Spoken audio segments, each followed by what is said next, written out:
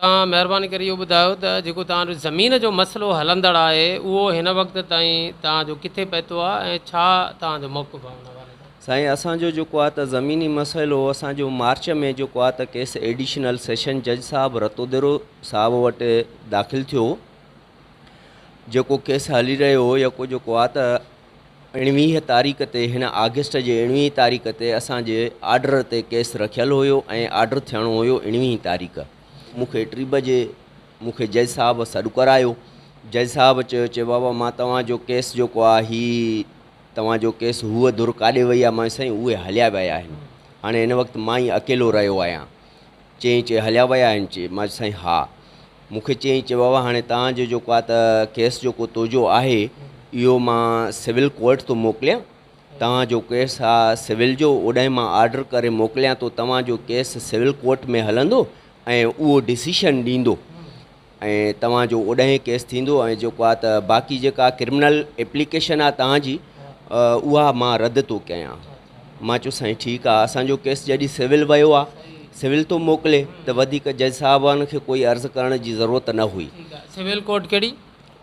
रतोदेरो साईं। हा, civil court रतोदेरो साहिब, जिन जा हिन वक़्तु असांजो कोई बि उहो आर्डर अञा शो न थियो आहे, अञा निकितो न आहिनि। केतिरो टाइम थियो आहे हुन शइ खे? साईं 19 तारीख़ थियो आहे। 19 तारीख़ अॼु माना ख़ैर तां मुंहिंजे ख़्याल में 24 तारीख़ आहे। 24 तारीख़ आहे साईं। हिनखे 5 ॾींहं थिया आहिनि, आर्डर अञा न निकितो आहे। पोइ हाणे अॼु निकिरे न त सुभाणे। तव्हां जो वकील बि आहे त वकील छा था चवनि? वकील त बाबा एतिरो टाइम थींदो आहे छा आर्डर निकिरण? हा साईं, वकील साहब चयो जेको आहे त इहो टाइम लॻंदो आहे।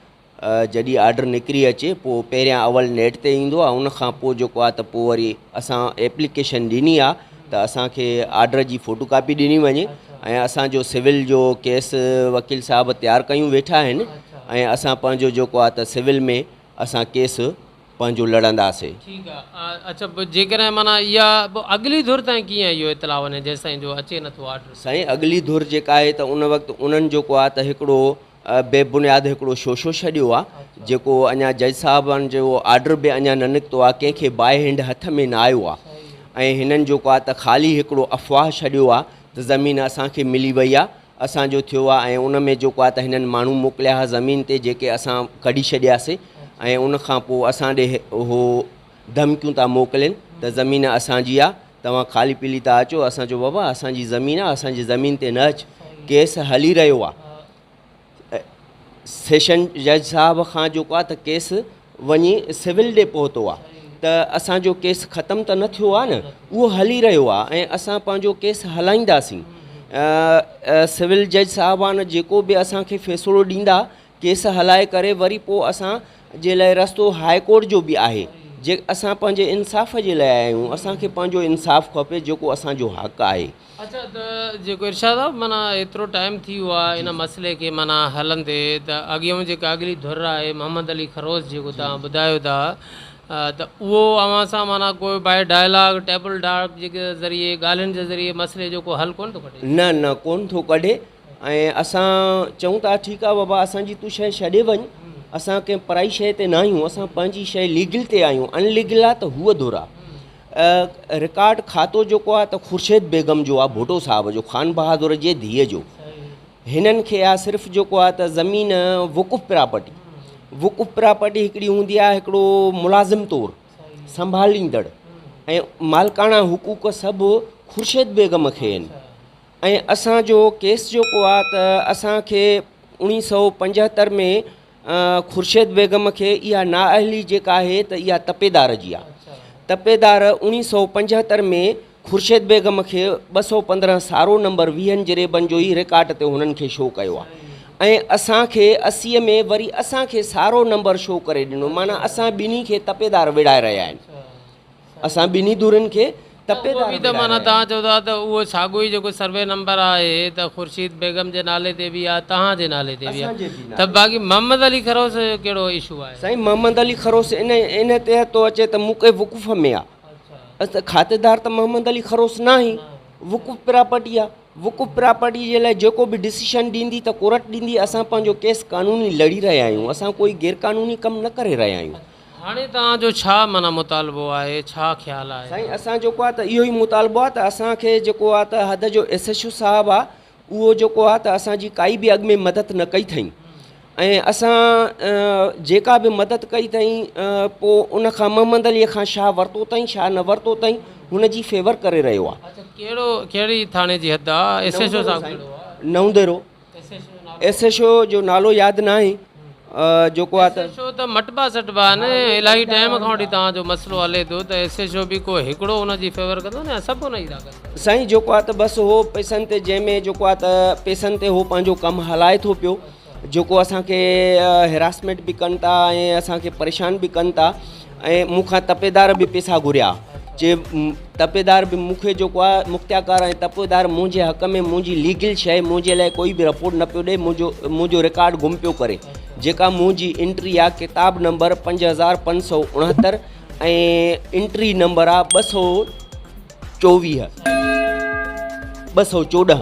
214 दाख़िला नंबर आहे जेको जंहिं ते मुंहिंजो रिकॉर्ड दाख़िल आहे, जंहिंजे लाइ महिरबानी आहे सेशन जज साहिब जी उन जी बेहद असां ते महिरबानी आहे जो उन मुख़्तियाकार साहिब खे सख़्तीअ सां नोटिस ॾिनो त मूंखे कलंदर बख़्श जो 215 जो 25 पैसा जो रिकॉर्ड छो कर। उन खां पोइ जेको आहे त असांजे वाल साहिब जो कलंदर बख़्श जो 25 पैसा रिकॉर्ड 219 सारो नंबर ऐं प्लस में ॿिया सर्वी नंबर 215 सारो सर्वी नंबर जंहिं ते केस हली रहियो आहे उन जी रिपोर्ट शो कयाई त माना असांजो रिकॉर्ड दाख़िल आहे। जेको SHO आहे माना जेका आहे थाणो आहे हद में त उन्हनि खे तव्हांजो कोई इतलाउ आहे, उन्हनि जो छा किरदारु आहे? साईं उहे कोर्ट में बि हाज़ुर न थिया आहिनि। ॿुधई साईं, कोर्ट जेको आहे त सॾनि में SHO नवंदेरो खे बि सॾु कंदी आहे कराईंदी आहे पर उहे न आया आहिनि ऐं उन जी माना त मोहम्मद अली जी फेवर करे रहिया आहिनि दुर ते, पर उनखे ताक़ीद त करे सघिजे थी न, SHO जो कमु आहे न त बाबा हीअ के कोर्ट मैटर आहे। SHO बि त भाऊ तॾहिं कंदो न जॾहिं उनखे रिटन में कोई ऑर्डर मिलंदो न। जी साईं, असां जेको आहे त अॻु में हुननि मूं ॾे पुलिस मोकिली जंहिं ते जेको आहे त मां SHO नवंदेरे ते हिरासमेंट जो केस दाख़िल कयो आहे, जंहिं ते मूं ॾे मोबाइल मोकिली ऐं अण सुञातल माण्हू आया हे हो असां कूड़ा केस दाख़िल कंदासीं ईअं कंदासीं, मक़सदु अहिड़ियूं शयूं कयूं जेको आहे त तव्हां ज़मीन ते न वञो। बाबा असांजी लीगल शइ आहे, असां वेंदासीं। पोइ असां उनजे लाइ असां हिरासमेंट दाख़िल कई अथसीं जंहिंजी हाज़ुरी असांजी 25 तारीख़ आहे। अगली धुर जेका अचे थी ज़मीन ते त उहा छा सम्झी अचे थी या छा? उहा हाणे जेको आहे त कूड़ा अफ़वाह हलाए रही आहे, मोहम्मद अली कूड़ा अफ़वाह हलाए रहियो आहे त ज़मीन मूंखे मिली आहे, लेकिन ज़मीन जॾहिं हाज़ुरीअ जे टाइम ते ऑर्डर जे टाइम ते को बि मौजूदु न हुयो त हिननि खे कीअं ख़बर पई त फेस बाय फेस मां जज साहिबान सां हाज़ुर थियुसि, बीठो हुयुसि, जेको जज साहिबान मूंखे चयो त बाबा तव्हांजो केस ई ट्रांसफ़र कयां थो, मां जेको आहे सिविल जज जो आहे सिविल कोर्ट ॾे मां तव्हांजो मोकिलियां थो, तव्हांजो केस उते हलंदो ऐं डिसीशन बि उहो ई ॾींदो। ज़मीन हिन वक़्त जी छा पोज़ीशन आहे? माना ज़मीन आबाद आहे? ज़मीन साईं हिन वक़्तु गैराबाद आहे। हा गैराबाद आहे। असां ईअं ई था चाहियूं त इहा ज़मीन पई हुजे जेसीं ताईं असां धुरनि जो केस निबरी मुकमल थिए। सिविल जज साहिबनि वटि केस हाणे जेको आहे त पहुतो आहे, जेकॾहिं असांजो हक़ु असांखे मिलियो त ठीकु आहे, न मिलियो त असां हाई कोर्ट वेंदासीं, हाई कोर्ट मां असांखे हक़ु न मिलियो त असां सुप्रीम कोर्ट वेंदासीं, लेकिन असां ज़मीन पंहिंजी मिल्कियत न छॾींदासीं, असांजो हक़ु आहे।